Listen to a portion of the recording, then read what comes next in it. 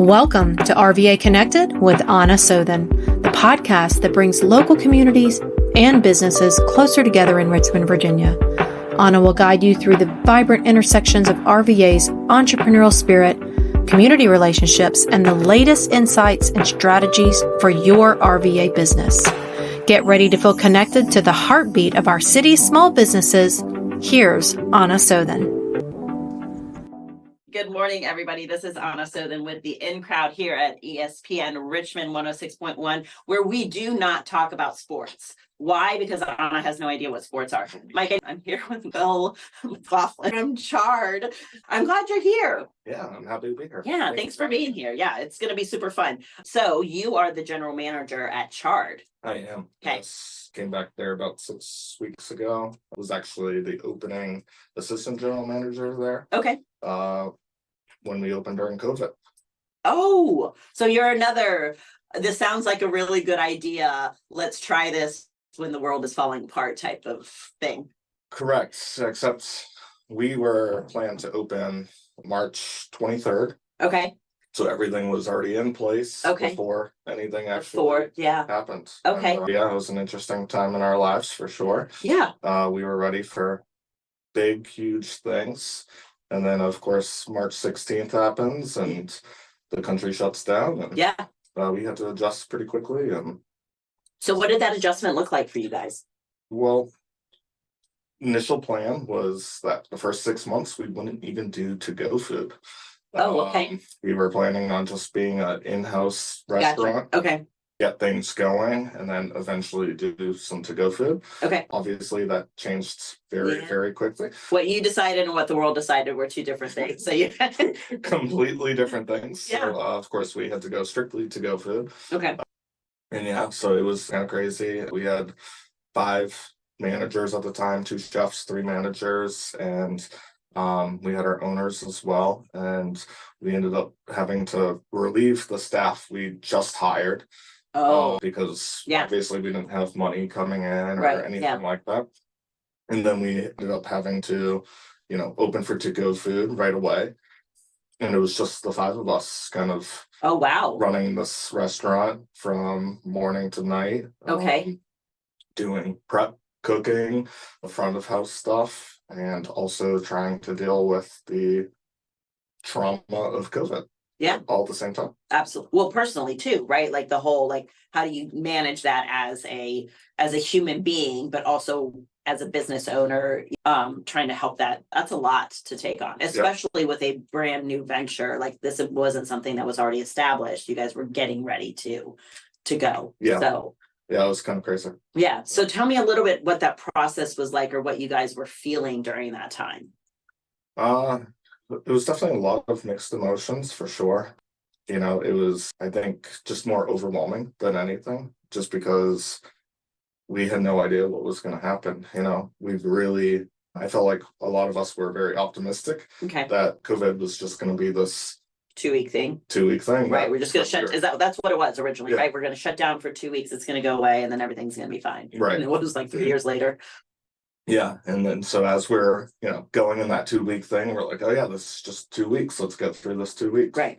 And then it kept on going. And then of course, I think at that point you already were being told that, oh, this is going to be a lot longer than 2 weeks. I got offered to take leave if I wanted to. Gotcha. And, decided not to because I was like, yeah, well, no, I want to work and keep busy and all that fun stuff. And, of course, looking back on it, you're like, maybe I should have taken some time off. But it was really rewarding experience to be able to go through that and kind of have the stories of everything of what we went through. Yeah.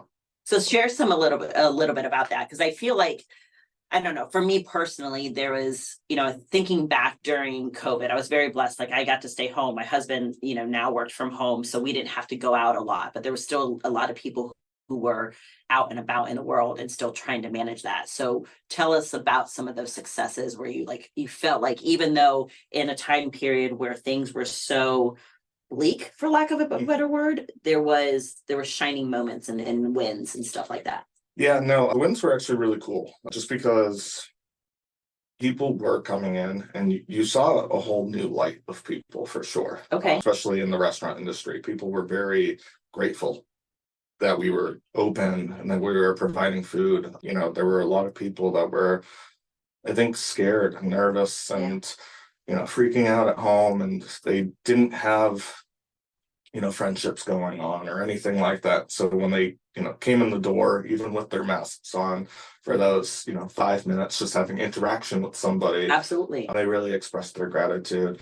Now, you had a couple people in that situation where they were quite the opposite. They were, angry at the world, and, but for the most part, it was all a lot of wins, a lot of positivity, which was really nice. Yeah.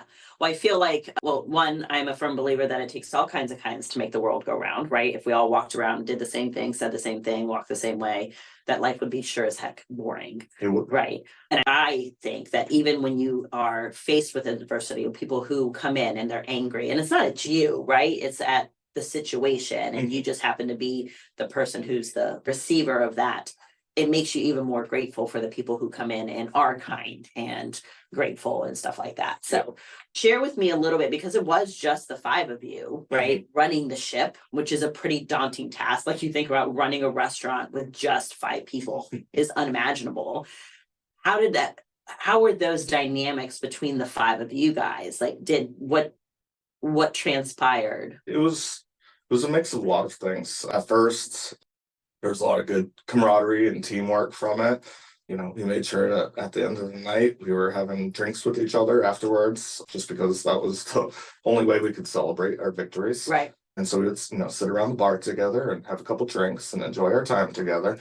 And then, at one point, you working so many hours. There was times where we're working probably 80, 90-hour weeks. Oh, that's a lot. Yeah, all together. And yeah, that's a lot. Yeah, and then eventually you start to butt heads, and of course, and we had those moments, but for the most part, we really worked well together. And those people still friends with to this day. Not a single one of them that I actually have a problem with or any type of bitterness or something towards. So it's kind of nice that we've been able to kind of stick together, even if we don't work together still. It's a nice fact that we can all kind of realize that we were each other's family during that time. Absolutely. They were more my family during that time. This is getting personal, but I actually got separated right before COVID. Oh, okay. Yeah, in February. Oh, wow. You had a lot of changes, and that's okay. Yeah, so a lot of changes at the time. And so, we got separated, my wife and I at the time. And, Charred was my family. Yeah. Which is why, coming back to Charred is a really nice kind of moment for me, because it's kind of been a second home, especially during that time of my life and stuff like that. So I'm really grateful to the ownership for bringing me back, and really excited for kind of coming back and trying to help Charred be the restaurant it could be. Yeah. So remember how earlier I said you're going to say something, and then I'm going to pull that thread, and if you don't want to talk about it, don't say it. This is that moment. So you mentioned you left Charred, right? And then you came back. So what was the time space of when you left and when you came back? So I left in June of 2021. Okay. At that point, it just kind of got burnt out from managing during COVID. Okay. COVID, of course, led to a lot of different challenges day in and day out, not just with different things happening in terms of the restaurants and all these different rules, but also in terms of employees, dealing with the stress of, if an employee calls out, then you have to make sure that they get tested. And then, so it's not like just like a situation in a normal restaurant like now, where they call out for one day. Right. When you called out for one day, it was you called out for 5 days. Right. Or whenever you got your test back. Right. And then you were finally, it was, if I remember correctly, you had to get tested. Right. And then if you came back positive, then you had to get tested again. It was like 5 days later. And so you couldn't actually come back until you tested negative. And it's not like the day you tested negative, you could come back. It was a couple of days after that. Right. If I remember correctly. I think so for a little bit. It was a lot of. A lot of different roles and stuff like that. So, just doing that on a daily basis, it got exhausting at one I'm point. sure.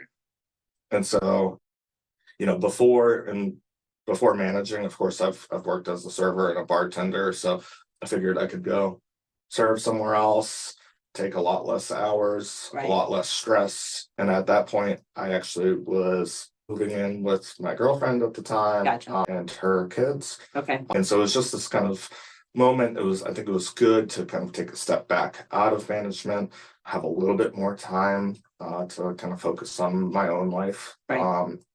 And really figure out those kind of different challenges. And so it was nice to be able to, kind of step out of that. Yeah. Sometimes we need to let go of things in order to allow more space for other things to come in, or for some stability to happen in our life when things are like this, right? Right. Yeah. Yeah. So you decided to come back to Charred. I did. Yeah. And that was how long? You said 6 weeks? About 6 weeks ago, yeah. Okay. Now you're the general manager, right? So before Yes. you were the assistant Yeah. general manager, now you're the general manager. What made that, like, what was that process like? What did that look like? It was Again, remember, you mentioned it. I'm going to pull the thread. it's a pretty silly transition. Okay.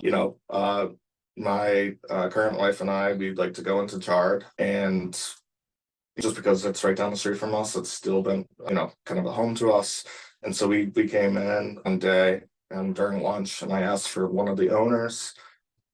A couple days later, he messaged me and asked if I was looking for him.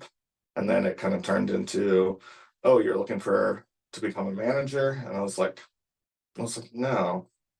And then I kind of thought about it, and I was like, well, I guess if the situation works out right, maybe. And so we ended up sitting down, talking, and worked some things out, and we kind of came to a really good compromise together. Awesome. And it kind of worked out really nicely. But yeah, no, it was kind of random out of nowhere. I wasn't trying to make a transition in my life. It just kind of organically happened. Yeah, I love it when that happens, because then it's not forced. It's just this natural progression of this is exactly where you're meant to be at that moment. So, okay, so let's go back to, now that we've covered all the personal stuff. And he's like, oh, I shouldn't have said anything. So now let's talk about the restaurant, right? So, obviously opening restaurants were just, they got killed, just like the service industry did, the entertainment industry. Like there was just, there was a lot of stuff that was a lot of opportunities that just didn't happen because of COVID. So now you're looking to build and really grow and really make, because Charred is fantastic. Like you go there, their pizzas, their pizza are amazing. Their Brussels sprouts, y'all, if you haven't had their Brussels sprouts, so good. Even people like my next door neighbor, she hates Brussels sprouts. I was like, no, you need to try them here. And now she loves them, but now she's trying to recreate them at home and gets mad because she can't recreate them at home. So if you want to share the recipe, you're more than welcome to. Definitely not doing that. Definitely not doing that. But so let's talk about like where you guys want to go. How can we help you as a community?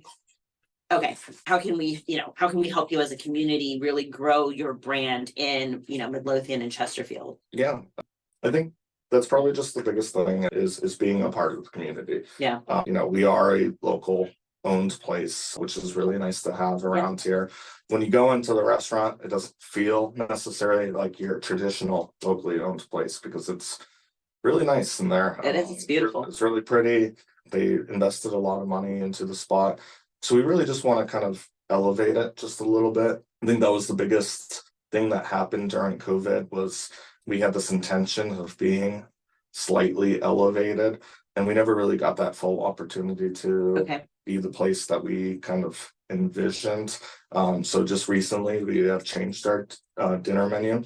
We've added some really nice entrees, like our chicken Florentine pasta, or we have a nice New York strip with a béarnaise sauce. And so we're just trying to elevate that, but we also want to be a fun place too.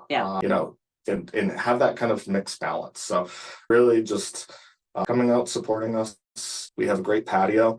They do. Which is awesome. Just recently, we bought these really cool screened-in covers. And with the heaters and everything, even during the winter time, you can actually sit on the patio comfortably. I love that. Which is really cool. Something I wish we had during COVID. Right. So just know that we have a really fun patio. We're going to do music on Thursday nights. Oh, fun. Yes, so we actually just started last week. Okay. We always have local artists coming to do music. From April, it's going to be 7 to 9. And then in May, we're going to extend our hours and it's Okay. going to be 8 to 10. Awesome. Okay. So that would be something. Be a cool place to go hang out on a Thursday night. I think so. Yeah. Yeah. So come enjoy some drinks and some late night food. And love it. Yeah. So there's something else that you guys do, which I think is really important to highlight, because it's the whole connecting with the community and giving back to the community. So on Tuesday nights, you support a charity, correct? yeah, Monday nights. Monday nights. Sorry. Monday nights, no Monday- worries. Don't listen to me. Monday nights. Yeah. So how does so if somebody who has a local charity, how do they get to be a part of that? Like, what does that look like? We have an email that you can reach out through. It's info@charred.restaurant. But we have one of our owners who kind of oversees all that. He really just tries to kind of make it fair. There's, I think, a wait list and everything. Yeah. Now, if certain occasions happen where maybe that charity gets pushed to the head of things, obviously there are always situations in life where maybe something gets brought up a little bit more urgently. Yeah. But we love to do that. Yeah, it's really kind of great to give back to the local charities. When I was originally there, we did some great ones. Like we did ones for the Chesterfield domestic violence team, Love it. which is really nice. My favorite one that we've ever experienced was Team Quinn, which is an ALS foundation Okay. in the area. We actually got the pleasure of serving Mr. Quinn, who unfortunately passed. And him and his wife would come in all the time, and his wife still comes in to this day, Oh, that's awesome. which is really awesome. So Yeah. that's one of our favorite charities to support. I love that. But yeah, there's some really great charities that we can help out with, and Awesome. fun. And so all of your proceeds from that evening, or a portion of your proceeds, obviously that evening, go towards the. Correct. Yeah. Perfect. Okay. Yeah. Do people have to ask to say, hey, can you give a portion, or is it just automatic? Anything that's It's automatic to whoever we work for Fantastic. that month. Yeah. I love that. I love that. So make sure that you go in and support them on Mondays, right? Because if you're, and then you automatically support your community, and it's a win-win for everybody. You get really good food, and then a charity in your local community gets supported as well too. Yeah. Yeah, I love that. So just anybody who doesn't know where Charred is, it's right there on. And the directionally challenged person's going to try to tell you. What's the actual address? It is 13451 Hull Street. Yeah, it's past Brander Mill. Yes. And on your left in the plaza, like near Navy Federal. And Yep. Navy Federal, Starbucks, Gelati Celesti is also right next door as well too. So yeah, make sure that you go out, make sure that you check out their food, have their Brussels sprouts, have their meatballs, because their meatballs are also amazing. Their margarita pizza is really, really good. Their burger is fantastic. Well, the entire menu is fantastic is what I'm trying to say. So make sure that you go back and keep trying it. Well, thank you for being here. Thanks for sharing your story, allowing me to pull on the threads that you put out there. Before we go, I want to show you guys our covers for this month. Look at this. So the Baldwin. So this is my friend Tanya Baldwin. Oops, there you go. I've known her for quite some time, but we got to write a story about her. And in this one, what's the charity that we sponsored this, or that we highlighted this month? Did we do one? I can't remember. We're talking about charities. That's one of the things that we love to do. So if you have a charity and you would like to be highlighted in a local magazine that goes directly to homeowners here this is in Midlothian and Moseley. And then I also own Powhatan Living, and this is Kara and Craig Hughes. And so Kara runs the Mercantile at Three Crosses Distillery in Powhatan. But we did a really nice article on them as well too. And then our expert contributors, they get to write a article every 3 months about their industry. So I love that. So if you want to connect with me, and then here's a business profile. So I met Ashley Beckett.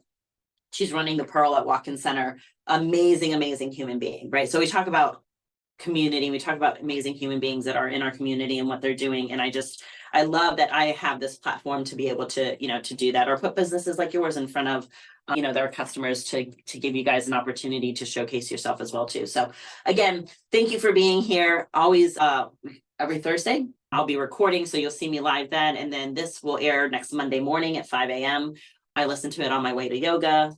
Actually, I listened to it for the first time. I've been doing this for almost a year, and I listened to it for the first time this past Monday because I happen to be awake. And it's a little odd listening to yourself on the radio. It's just, it's bizarre because there's no visual. And so I'm just connected to my voice, and I'm like, you sound like a 12-year-old child.